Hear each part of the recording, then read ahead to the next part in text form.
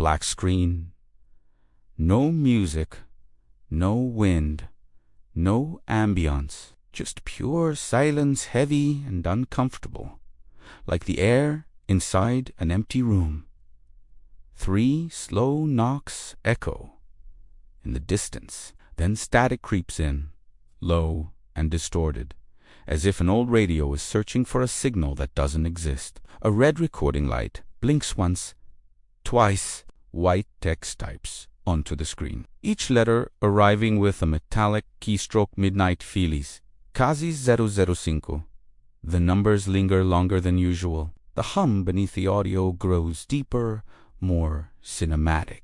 The narrator begins, calm, precise, almost clinical. There's a specific kind of fear investigators don't talk about. Not the fear of violence, not the fear of killers, but the fear of entering a room that should be empty and realizing someone has been living there without you knowing. The screen fades in slowly to a quiet suburban house at night. Lights off, curtains still, nothing moving. The kind of house you'd walk past without ever looking twice, until you learn what was hidden inside the walls. On April 17th, 2020, police received a routine welfare check request. A woman named Laura Bennett hadn't shown up to work for 3 days. 32 years old. Freelance graphic designer. Lived alone. No recent travel. No medical issues. Friends said she always answered texts within minutes. Suddenly, nothing. Officers arrived at 9:26 a.m. The front door was locked. Windows secure. No signs of forced entry. Everything looked normal. Too normal. Her car was still in the driveway. Mail piling up near the door. Lights off inside. After multiple knocks with no response, police used a spare key provided by her sister. The door opened slowly with a soft creak. And that's when something felt wrong. Not visually, not yet. Just the air.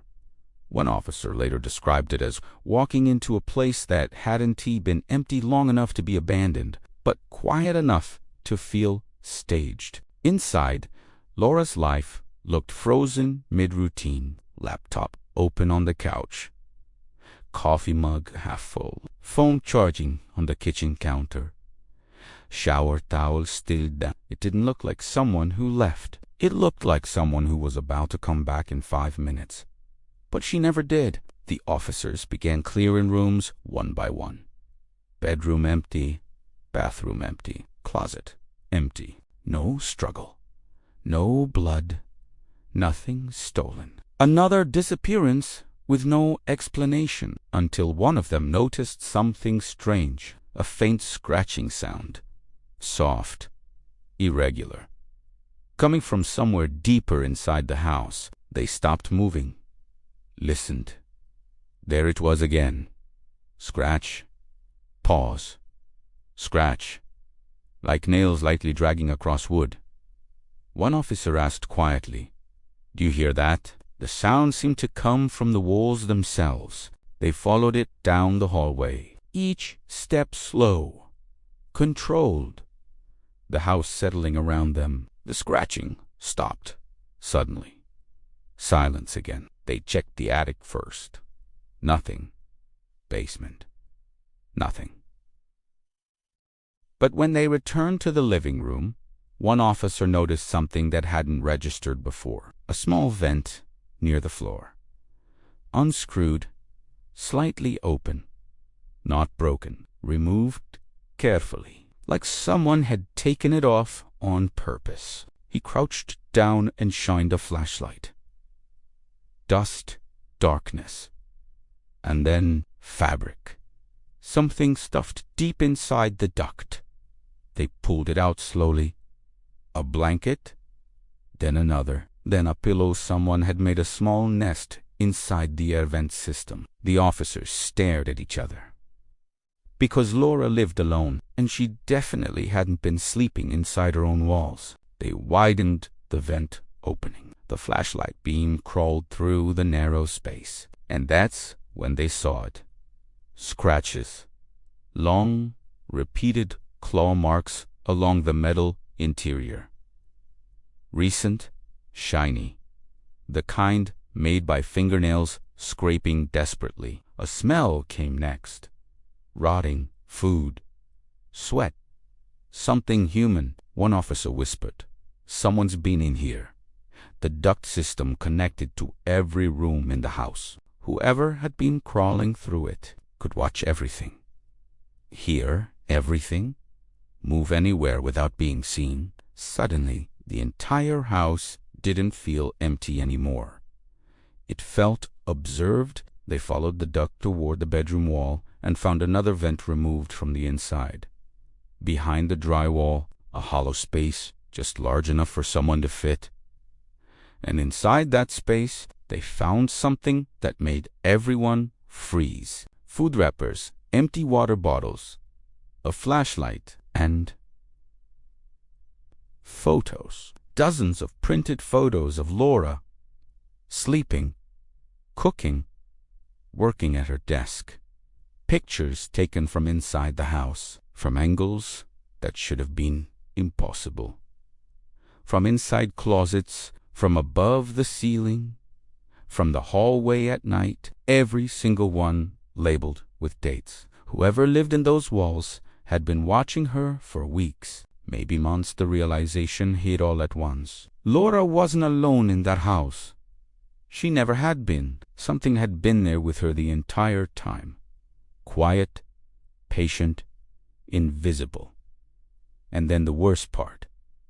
At the bottom of the pile, one final photo, taken 3 nights earlier. Laura standing in the kitchen, and behind her, partially visible in the reflection of the microwave door, a thin figure staring straight at the camera. Police immediately searched the entire property again. Every wall opened, every vent removed, but whoever had been living inside was gone. No fingerprints, no DNA match, no footprints outside, no signs of exit, just emptiness, and Laura herself was still missing. Neighbors reported nothing unusual. No screams, no strangers, nothing. It was as if both of them had vanished at the same time, victim and intruder. Days later, forensic teams discovered something even stranger. Thermal cameras showed recent body heat stains inside the walls, but only in certain spots, as if someone had still been moving around hours after police first arrived, watching them search, listening, maybe only inches away. Months passed, no bank activity, no sightings. Laura Bennett remains missing to this day. No body, no suspect, no explanation for how someone lived inside her home without detection. The house was eventually demolished. Too many officers refused to re-enter it. Even empty, it felt occupied. The final shot shows the property, now just dirt, wind blowing across an empty lot. Nothing left. The narrator speaks softer now. Some threats don't break in. They're already inside, waiting, watching, learning your routine. And when the time comes, you disappear without a sound. The screen cuts to black static swells. White text appears slowly louder. Bennett's still missing. A faint scratching noise returns one last time. Then the tape clicks off. Silence.